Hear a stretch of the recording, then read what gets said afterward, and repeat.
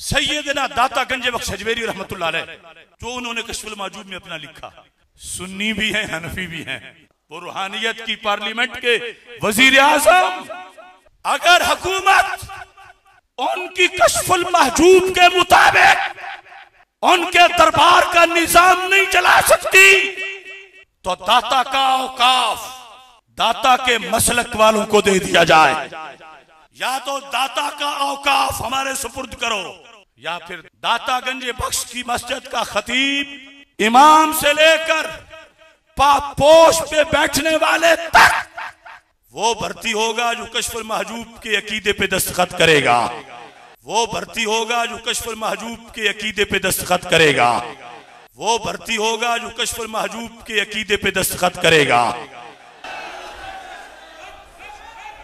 یہ ہیں عقائد داتا گنج بخش۔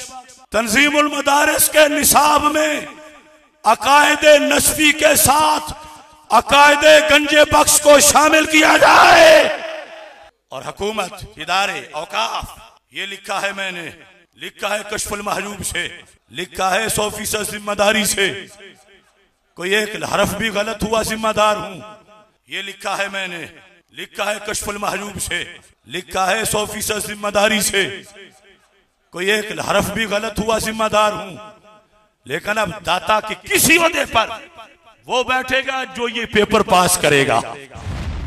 کشف المحجوب جو بابا جی ہمارے لہرایا کرتے تھے، کہتے ہیں جی وہ خواجہ نظام الدین اولیاء کہتے ہیں جس کا کوئی پیر نہیں ہے نا وہ یہ کتاب پڑھ لے اسے اپنا مرشد مل جائے گا۔ اس کتاب کے اندر وہ گستاخیاں لکھی ہوئی ہیں کہ جو دیوبندیوں کے بزرگوں کی گستاخیوں کو بھی شرمندہ کر دیں۔ خاص حالت میں تھے تو انہوں نے تو پہلے کلمہ صحیح والا سنا ہے، اور پھر اسی حالت میں انہوں نے مرید کر لیا، ٹن حالت میں، یہ کہہ رہے ہیں خاص حالت میں تھے، ٹن حالت میں ہو جاتا ہے ان سے مرید بھی، جبکہ چاچی فارغ ہوئی ہے، ہاں چاچی کا نکاح ٹوٹ گیا ہے کیونکہ کلمہ پڑھا ہے نا۔ آپ کو تو کہتے ہیں نا کوئی لکھ کے جرمنی چلا جائے نا پولیٹیکل اسائلم کے لیے قادیانی، اور اندر سے ایمان بھی ہو تب بھی قادیانی ہو جاتا ہے، تو تواڈے بابے نہیں ہوندے۔ ختم نبوت کا کام صرف اس پلیٹ فارم سے ہو سکتا ہے جس کے کسی بابے نے کوئی کام نہیں ڈالا ہوا۔ آپ لوگ تو پوری زندگی بابوں سے منہ چھپاتے رہیں گے۔ آپ لوگوں کا حال یہ ہے کہ لوگ اپنی اولاد کے کرتوت کی وجہ سے منہ چھپاتے ہیں نا، آپ لوگ وہ روحانی اولادیں ہو کہ جو اپنے بابوں کے کرتوتوں کی وجہ سے منہ چھپاتے پھرتے ہو۔ کوئی جگہ نہیں ان کو مل رہی بھاگنے کی۔ کل تک تو تم لوگ ہمیں کہتے تھے کہ با خدا دیوانہ باش، با محمد ہوشیار، دیوانگی اور شتیہات اور بونگیاں اور مجذوبیت اور کلندریاں یہ صرف اللہ کے لیے ہوتی ہیں، اور بڑے فخر سے کہتے تھے جی منصور الحاج نے انا الحق کہا تھا، انا محمد کہتا نا وہ، ہم اسے کافر کہتے کیونکہ رسول اللہ کے لیے دیوانگی نہیں ہے۔ تو سرکار یہ سب کچھ تو رسول اللہ کی شان میں گستاخیاں آپ کے بابوں نے کی ہوئی ہیں، یا چلیں 1 ٹن حسن زن رکھ لیتے ہیں، کتابوں میں ہوئی ہوئی ہیں، پھر کتابیں چھاپنے والے، ہاں ان کے ترجمے کرنے والے، ان کے اوپر شرعی حکم چاہیے، اور جس نے غلطی ہائی لائٹ کی اس کے لیے ایوارڈ چاہیے، بلکہ مہمان خصوصی سے بنائے اگلی ختم نبوت کانفرنس میں، ہاں کہ یہ ہے ختم نبوت کا اصل مجاہد، جس نے یہ پرواہ نہیں کی ہے کہ غلام قادیانی دجال کام ڈال رہا ہے یا چشتی رسول اللہ والا کام ڈال رہا ہے یا اشرف علی رسول اللہ والا کام ڈال رہا ہے۔ اس نے تو آ کے امت کو صحیح بات بتائی ہے اور امت کو یہ نعرہ دیا ہے کہ نبی کے جیسا ہے ہی کوئی نہیں، بابے تے شے ہی کوئی نہیں۔ یہ 5 حوالے میں نے دیے جی، ٹائم قیامت تک جے تہاڈی آنے والی نسلیں وچ کوئی جم پوے نا یہ جواب دے، بول وہی جو حق ہے، ٹائم قیامت تک ہے۔ کشف المحجوب جو بابا جی ہمارے لہرایا کرتے تھے، کہتے ہیں جی وہ خواجہ نظام الدین اولیاء کہتے ہیں جس کا کوئی پیر نہیں ہے نا وہ یہ کتاب پڑھ لے اسے اپنا مرشد مل جائے گا۔ اس کتاب کے اندر وہ گستاخیاں لکھی ہوئی ہیں کہ جو دیوبندیوں کے بزرگوں کی گستاخیوں کو بھی شرمندہ کر دیں۔ صحف اور سکر کا چیپٹر کھولیں جس میں جنید بغدادی کا صحف اور باجزید بستامی یعنی یزید ابا جی، ہاں جی، مرید امام جعفر دا نا ابا یزید، واہ واہ واہ، اسی آج نہ رکھنے سے تیار نہیں ہیں. ٹھیک ہے جی, ہم تو معاویہ نام رکھنے کے لیے تیار نہیں ہیں, تم لوگوں نے کنیت رکھی ہوئی ہے ابو یزید, ناسبیوں والے کام. تو وہ یزید ابا جی ان کا سکر ثابت کرتے ہوئے اور صاحب ثابت کرتے ہوئے جنید بغدادی کا ٹیمپرڈ فارم میں جو تورات ہے اس کے واقعے کو انہوں نے کوٹ کیا. وہ پوری تفصیل تورات میں آتی, نعوذ باللہ, کہ حضرت داؤد علیہ السلام ایک دفعہ چھت پہ چڑھے, انہوں نے اپنے صحابی کی بیوی کو نہاتے ہوئے دیکھ لیا, انہیں پسند آئی. اس صحابی کا نام تھا اوریا, یہ اوریا مقبول جان وہی والا نام ہے اوریا, اور انہوں نے اسے جنگ میں قتل کروا کے اس کی عورت کے ساتھ شادی کر لی, نعوذ باللہ. اور اس سے انہوں نے کنکلوڈ کیا کہ حضرت داؤد نے یہ جان بوجھ کے کیا تھا, وہ پوری ہوش میں تھے. صاحب, ایک سین والا صاحب ہے وہ بھول ہوتا ہے جو سجدہ صاحب, ایک سواد والا صاحب ہوتا ہے پوری انٹینشن سے. وہ کہتے ہیں اس لیے داؤد علیہ السلام نے معافیاں بعد میں مانگی نا, وہ ہوش میں تھے, انہوں نے یہ غلط کام کیا. تو حضرت جنید بغدادی کا جو صاحب کا اسکول آف تھاٹ ہے وہ اس کو فالو کرتا ہے. چنگی شے فالو کر دو, قرآن حدیث نو فالو کرو, کوئی اہل بیت نو پڑھو, کہڑے پاسے لگے ہوئے ہو تسی. اور کہتے ہیں سکر بازید بستامی کا, اس کی کہتے ہیں مثال یہ ہے کہ ہمارے نبی کی بھی تو ایک دفعہ نظر اپنے صحابی کی بیوی زید ابن حارثہ کی بیوی پہ پڑی, سیدہ زینب کے اوپر, انہیں پسند آ گئی اور نعوذ باللہ وہ شادی کر لی. تو رسول اللہ حالت سکر میں تھے, یعنی ہوش میں نہیں تھے ان کے بقول, اس لیے اللہ نے ان پہ گرفت نہیں کی ہے. تو یہ بازید بستامی بھی جو ارشادات فرماتے رہتے ہیں نا, ان کے اوپر گرفت نہیں ہوگی کیونکہ وہ سکر کی حالت میں ہوتے ہیں. اور یہ بازید بستامی کا سکر نبی علیہ السلام کے اوپر ایک جھوٹ باندھ کے, ایک جعلی واقعہ, خود ان کے پیر کرم شاہ صاحب الازہری نے ضیاء القرآن تفسیر میں لکھا ہے کہ یہ کافروں نے یہ والا واقعہ ہماری کتابوں میں ڈالا ہے رسول اللہ کو بدنام کرنے کے لیے صلی اللہ علیہ وآلہ وسلم. لیکن وہی پیر کرم شاہ صاحب کشف المحجوب کا مقدمہ لکھ رہے ہیں, ایک ٹکٹ میں دو مزے. بغیر پڑھے لکھا تو کیوں لکھا, اور پڑھ کے لکھا تو کیوں نہیں بتایا کہ یہ گستاخانہ کتاب ہے. کدھر جاؤ گے؟ ہم نے بند گلی میں نے داخل کر کے آگے وہ جس طرح ذوالقرنین بادشاہ نے وہ دیوار چڑھا دی تھی نا یاجوج ماجوج کے آگے, ان کے آگے دیوار چڑھا دی ہے. کدھر جائیں گے؟ یہ دیوار اب بھی ہٹ سکتی ہے. صدق کے دل سے کلمہ پڑھ کے اپنے ایمان کا اظہار کریں اور بزرگوں سے اعلان برات کریں, ٹھیک ہے, اور ہمارے ساتھ مل کے نعرہ لگائیں کہ نبی کے جیسا ہے ہی کوئی نہیں, بابے تے شے ہی کوئی نہیں. یہ نعرہ لگائیں, انشاءاللہ سب کچھ معاف ہو جائے گا, میں گارنٹی دیتا ہوں آپ کو انشاءاللہ تعالی. تو یہ صاحب اور سکر کی بحثوں میں انہوں نے یہ گستاخی کی اس شخصیت کے بارے میں, اللہ, جن کے بارے میں قرآن کہہ رہا ہے ما ضل صاحبکم وما غوا, تمہارے نبی نہ کبھی بہکے ہیں نہ کبھی بے راہ چلے ہیں. جن کے بارے میں بخاری مسلم میں حدیث کہ نبی صلی اللہ علیہ وآلہ وسلم میں کنواری لڑکیوں سے زیادہ شرم و حیا تھی. ان کے بارے میں یہ بات کر رہے ہیں. دو حوالے ہو گئے. تیسرا حوالہ بھی کشف المحجوب سے, جو یہ الزام کل تک باقیوں کے اوپر لگاتے تھے حیات النبی صلی اللہ علیہ وآلہ وسلم کے حوالے سے, اس عقیدے کے اوپر ڈاکہ بھی کشف المحجوب میں موجود ہے. امام ابو حنیفہ رحمۃ اللہ علیہ کی طرف ایک خواب منسوب کیا گیا. کشف المحجوب میں امام حنیفہ کے چیپٹر کو نکال کے دیکھ لیں, اس میں یہ لکھا ہوا ہے کہ امام ابو حنیفہ نے خواب میں دیکھا کہ رسول اللہ کی قبر کو کھود کر اس میں سے آپ کی ہڈیاں جمع کر رہے ہیں. استغفر اللہ واتوب الیہ.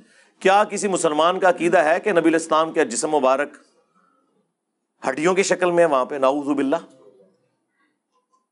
یعنی جی خواب ہے یار, اللہ کے نبی صلی اللہ علیہ وآلہ وسلم کے بارے میں اللہ اس طرح کا گستاخانہ خواب کسی کو دکھائے گا؟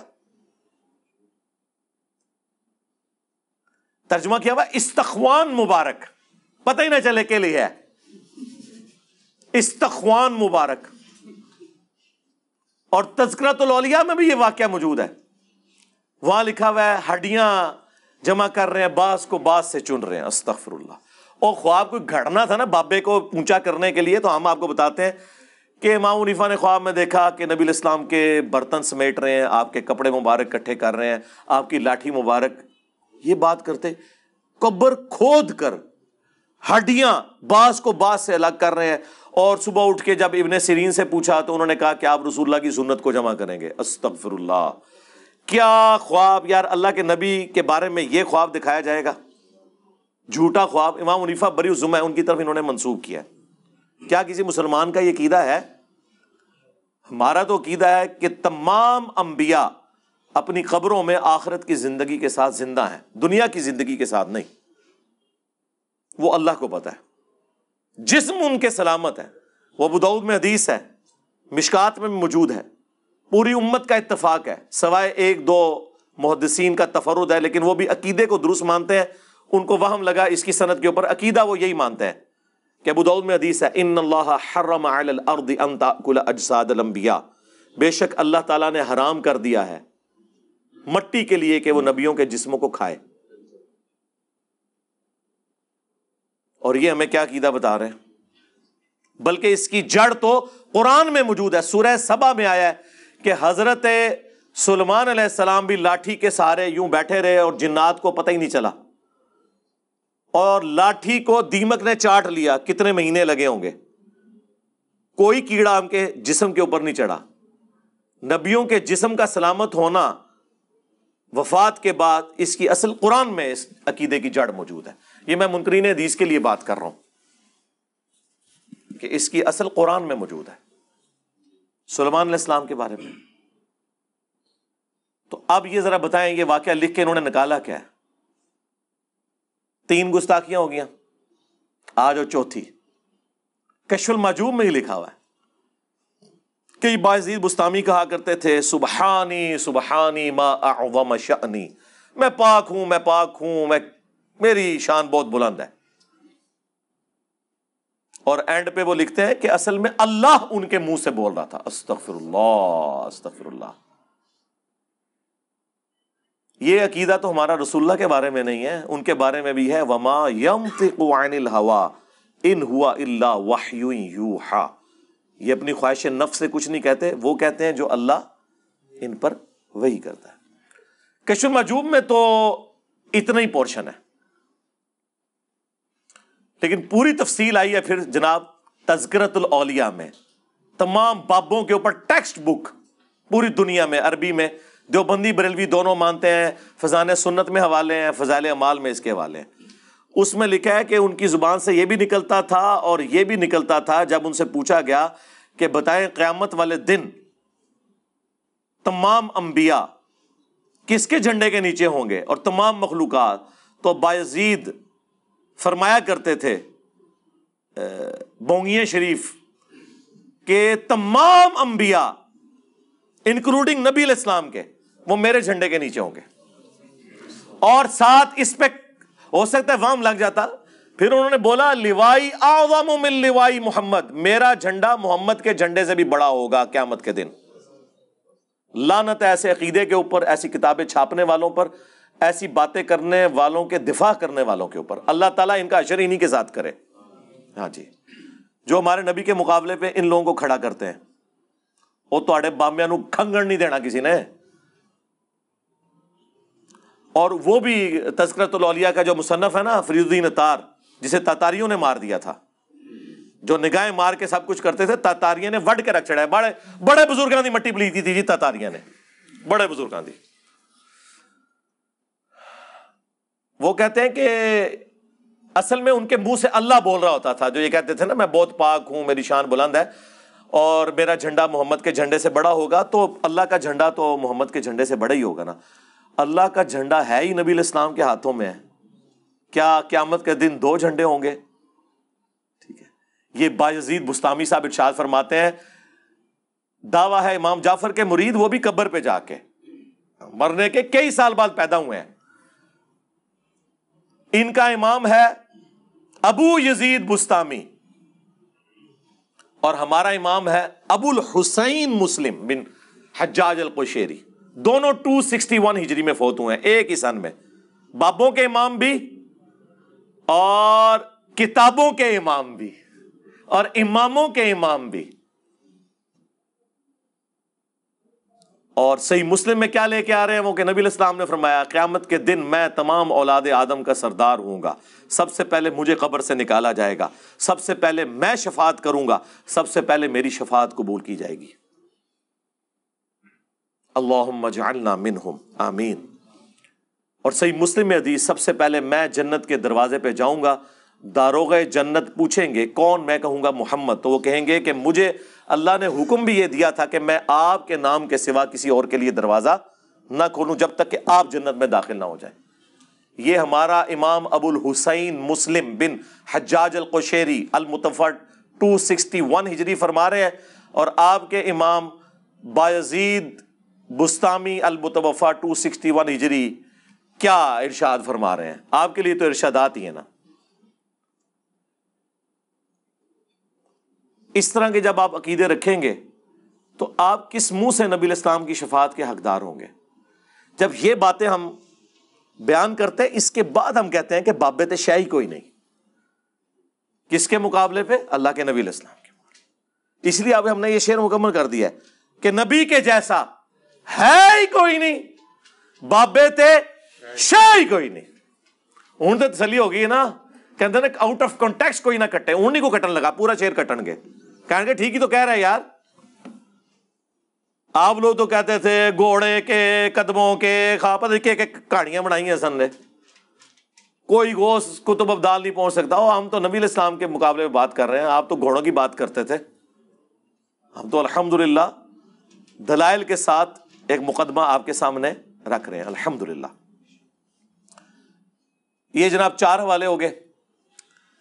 5واں حوالہ